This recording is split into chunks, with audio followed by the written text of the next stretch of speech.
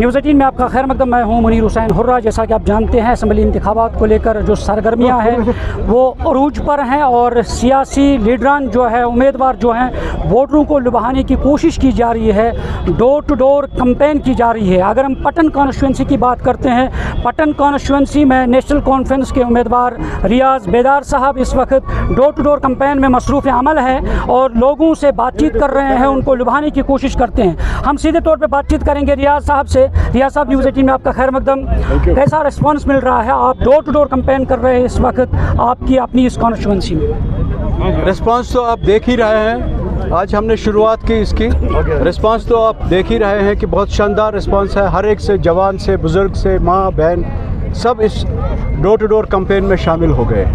रियाज साहब, अगर हम पटन कॉन्स्टिट्यूंसी की बात करते हैं, आपके हरीफ जो है पीपल्स कॉन्फ्रेंस के उम्मीदवार इमरान रज़ा अंसारी है और भी बाकी मैदान में है और इस सियासी दंगल में कूद पड़े हैं। कैसे देखते हैं आप इस मुकाबले को, क्योंकि सख्त मुकाबला माना जा रहा है पटन कॉन्स्टिट्यूंसी? इंशाअल्लाह ताला हम लोगों की मदद से और जो लोगों में इस वक्त काफ़ी जोश जज्बा है, हम जीत जाएंगे। हमने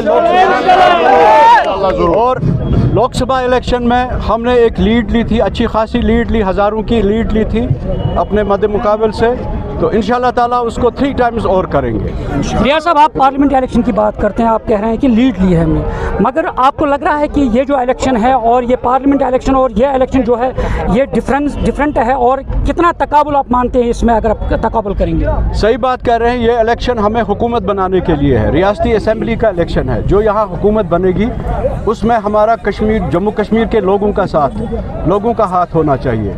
अभी 10 साल के बाद इलेक्शन हो रहा है और 10 साल दिल्ली सरकार ने हमें इलेक्शन के बगैर रखा। एक जमहूरी मुल्क में हमारे साथ एक मजाक किया है और हमारी राय के बगैर हमारे ऊपर 5 अगस्त 2019 का फैसला नाफिज कर दिया, जिसके ख़िलाफ़ आज हम मुत्तहिद हो गए हैं और अब अपनी जो जमहूरी और कानूनी जो आईनी हक हमारा है उसके लिए हम असेंबली में जा रहे हैं।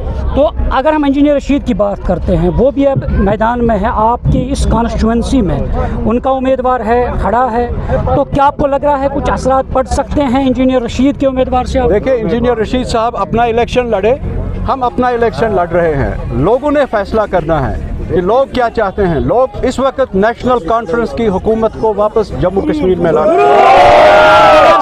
जो आपके हरीफ हैं वो आप पे इल्ज़ाम लगा रहे हैं कि नेशनल कॉन्फ्रेंस के जो उम्मीदवार हैं उनका परचम जो है वो खून से रंगा हुआ है और हमारी लड़ाई उन लोगों के साथ हैं और जो यानी पार्टी में सही नहीं है नेशनल कॉन्फ्रेंस, उस पर क्या रिएक्ट करेंगे? देखिए, वो अपनी शिकस्त देख रहे हैं और वो बौखला हो गए हैं।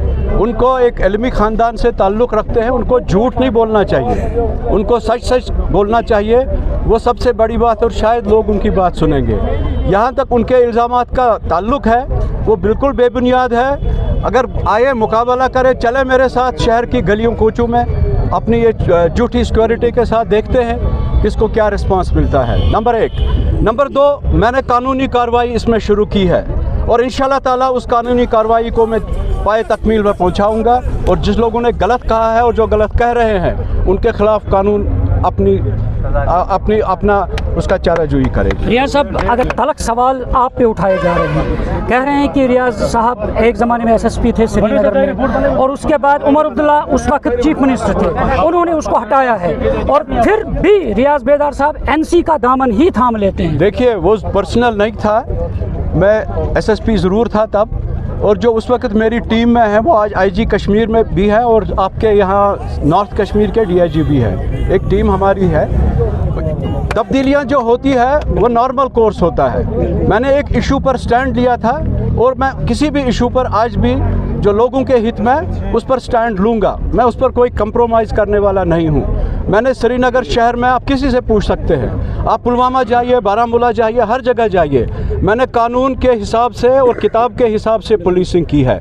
न मैं खड़पैंची मानता था और न मैं किसी इजारादारी मानता था, और जिस इशू पर मैंने लड़ना था, स्टैंड करना था, जो कानून की रूह से ठीक था, वो मैंने ले लिया और मैंने सही किया। रियाज साहब, आप सियासी इस मैदान में आए हैं तो अब पटन कॉन्स्टिट्यूंसी के लिए क्या कुछ विजन है आपका, क्या कुछ एजेंडा है ताकि मजीद आप इस पटन कॉन्स्टिट्यूंसी को मजीद डेवलप किया जाए? देखिए, पटन कॉन्स्टिट्यूंसी के साथ पिछले 37 साल 35 साल इस्तेसाल हुआ है। ये सिर्फ पटन, सिंहपुरा और दूसरे पूरे सब जगह हमारे मसाइल इतने जमा हो गए हैं कि उनका समझ नहीं आ रहा कैसे उनका अजाला करे। चाहे वो अस्पताल का मामला है, चाहे पानी का मसला है, ड्रिंकिंग वाटर का, चाहे रोड कनेक्टिविटी का मामला है, चाहे हमें बिजली का है। ये इतनी ज़्यादा आप देखिए कि लोग यहाँ अहमदपुरा हमारा ये नज़दीकी है, देखिए कौन सा पानी वो पीते हैं और क्या हम जवाब देंगे कल अल्लाह ताला को कि हम इतने साल हुकूमत में रहे और ड्रिंकिंग वाटर नहीं दे सकते। सिंहपुरा में पानी की प्रॉब्लम है, खनपट में प्रॉब्लम है, हर जगह है, पटन टाउन में प्रॉब्लम है। आप देखिए अभी पिछले दिनों जो ड्राई स्पेल आई थी, पटन टोटली ड्राई हो गया था, वहाँ लोग बाहर से लाते। हमारा खुई एरिया है, मैक्सिमम वो नेशनल प्रोड्यूस देता, हमारे ख़जाने में पैसा देता है टैक्स के रूप से फ्रूट के, मैक्सिमम वो फ्रूट ग्रोवर्स है। आप उनकी हालत देखिए। ऐसे करके और भी बड़े मसाइल हैं जो इंशाल्लाह ताला हमारे उस मंशूर में आ चुके हैं, नेशनल कॉन्फ्रेंस के मंशूर में आ गए हैं। और डाउन बिलो जो हमने अपना नेशनल कॉन्फ्रेंस का जो रियासती सतह पर मंशूर है, उसको देखते हुए हमने नीचे अपनी कॉन्स्टिट्यूंसी के लिए भी एक अपना लाहे अमल, एक लाइन ऑफ एक्शन बनाई है और इंशाल्लाह ताला उस पर अमल करके हम लोगों की बेहबूदी और बेहतरी के लिए काम। 12 अक्टूबर को निकल के घरों से निकल के नेशनल कॉन्फ्रेंस के निशान हल पर वोट लगाइए। रियाज बेदार साहब, इनका कहना है कि वो लोग निकलें और रियाज बेदार को कामयाब बनाएं। न्यूज़ 18 जम्मू कश्मीर के लिए मैं पटन से मुनीर हुसैन हुर्रा।